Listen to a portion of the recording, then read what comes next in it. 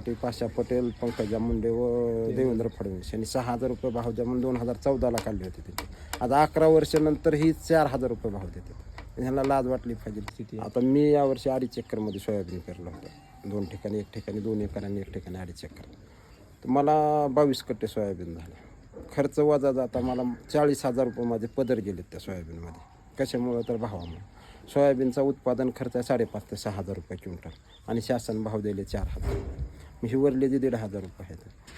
आपले पाशा पटेल केंद्रीय कृषी मूल्य आयोगाचे अध्यक्ष आहेत.